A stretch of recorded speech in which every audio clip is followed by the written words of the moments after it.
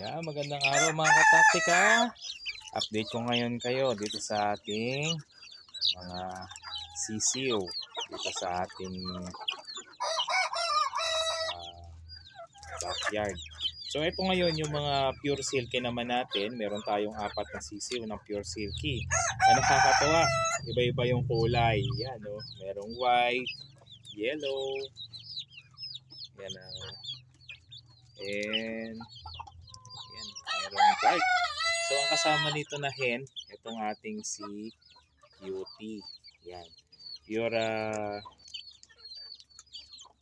American silk itong ating si Cutie. Kaya nga siya ay Cutie. Yan.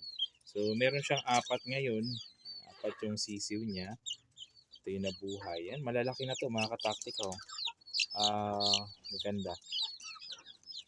So nakakatuwa dito sa ating mga silky ay lumabas yung mga magagandang breed nito. Ayan. So meron tayong pure white dito. Ayan, tingnan yung paa niya, no? Talagang mabalahibo siya. And maganda. And mga ilang ano na lang ito, siguro ilang linggo na lang o pwede nang iwalay ito. Pero ano muna, papahinga muna natin itong si Cutie natin para hindi siya masyadong maagad sa pangitlog. So papahinga natin para makarecover siya. And good thing, malusog naman siya. Kita nyo naman sa balahibo niya. At saka yung mga sisiw niya, gaganda rin. Oh. So black meat ito mga kataktika. Alam naman natin ang benepisyo ng black meat sa kalusugan ng isang katauhan. Magandang naidudulot nito.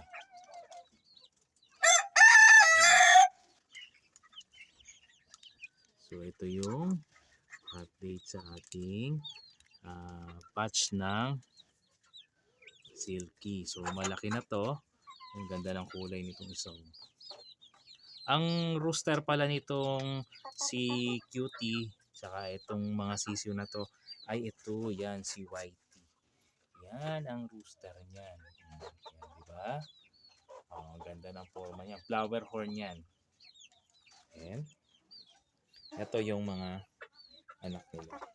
Yan.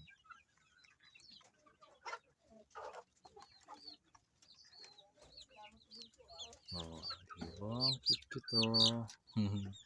Ang cute. So, kalahin mo, nakuha niya yung color niya sa rooster natin. Pero yun, kahawig siya ni Cutie. Yan, kahawig siya ng hen. And malulusog sila. So maganda yung formulation ng ating pagkain kasi meron itong malunggay. Then minsan naglalagay tayo ng alokbati. Yan. And then minsan naman naglalagay din tayo ng hinog na papaya dyan. Okay, so ito yung sa silky natin. Ito naman another batch ng ating mga silky. Yan. So mix yung mga kulay nitong ating mga silky dito. More on white. Yeah. And yellowish. And so, uy, nanunuka. Uy, masira yung spray natin. Yan. And then may nasama din dito na isang natin, Kinross breed. Ito to. Si Oreo. Yan, si Oreo. Yan, si Oreo. Si Cookies and Cream. Yeah, Oreo. Yan siya. Ang ganda ng color niya, black and white. Uy, masira. Black and white. Yung paa niya, ayan oh. Ang daming balahibo sa paa. Ang tuka niya, ulo, palong, mana sa silky. Yung katawan niya, ay pagka-silky, pero yung color niya sa paa ay heritage. Yan. Heritage sila. Yan.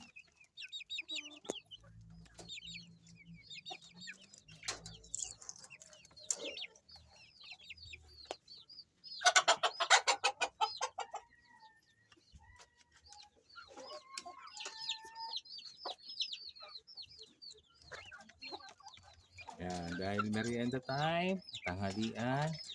Yan, lagyan natin sila ng kain. Dahil tayo sa tanghalian. So ito, running 2 months na itong mga ito. 2 months o 3 months old sila. So binaba na natin yung yung hen para na rin siya, maka-recover na siya. Hindi na niya kasama yung mga anak niya.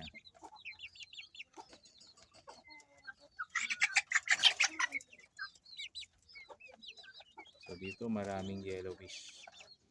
1, 2, 3. Tatlong yellowish. And then yung mga ganitong kulay.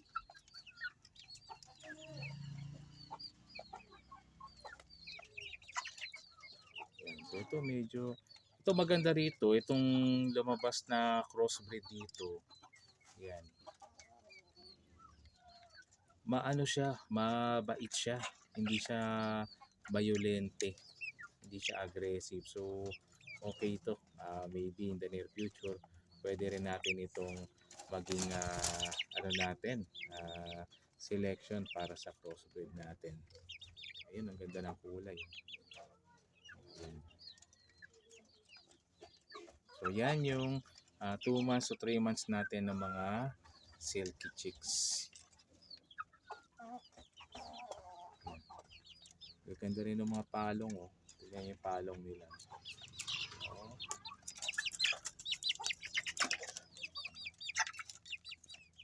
Yan yung mga wool. Mostly dito meron dito mga limang lalabas na hen. Yan. And 3 dito ay stud, future rooster. Pero dito wala pang tumitila. Okay. So mga bata pa talaga to. 2 months, 3 months. Yan. Pero kompleto na balahibo nila. Yan. Oops, lalabas siya. Okay.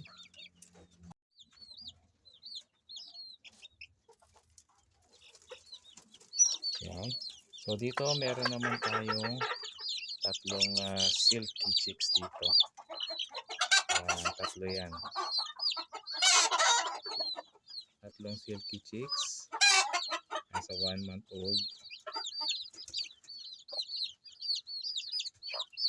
Yan. So nandito siya na naka-screen. Kasi nga medyo critical kapag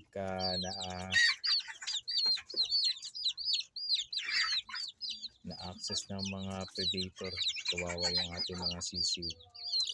Yan, so 3 yan. More on yellowish naman ito. Mga na dito sa hen na yellowish.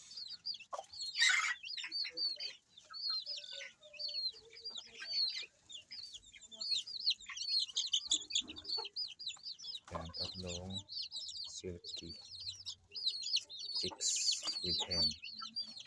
And the other side, yan, nandito naman yung ating crossbreed Henasil.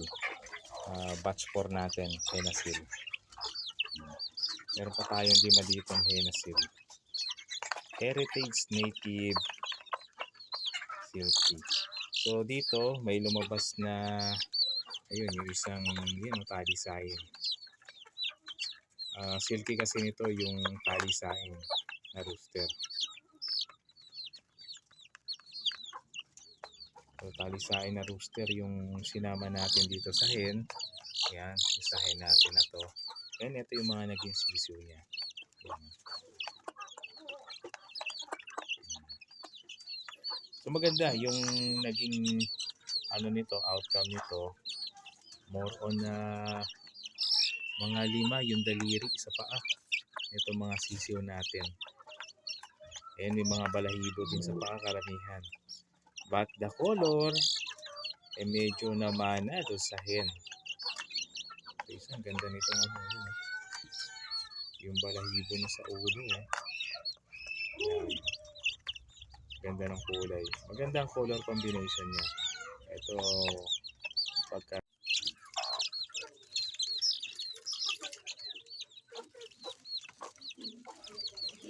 lagyan lang natin ng merienda time sa tanghalian. Tapos umaga at hapon naman. Kasi nga masisiw. So medyo dagdag tayo ng pagkain sa kanila pag tanghali. So dito meron na isang rooster dito. Ayan. Pasok ang sa sisiw yun. Black yung ano niya.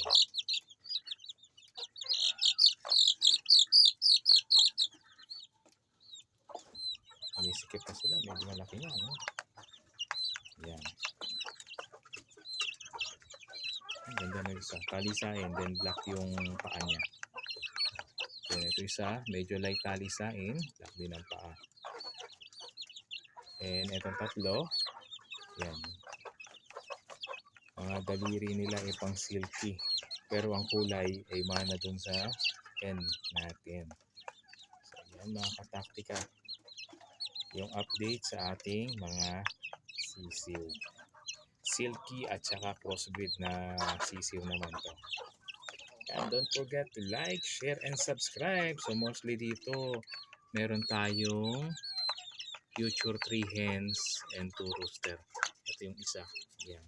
Hindi na yun yung isa na future rooster.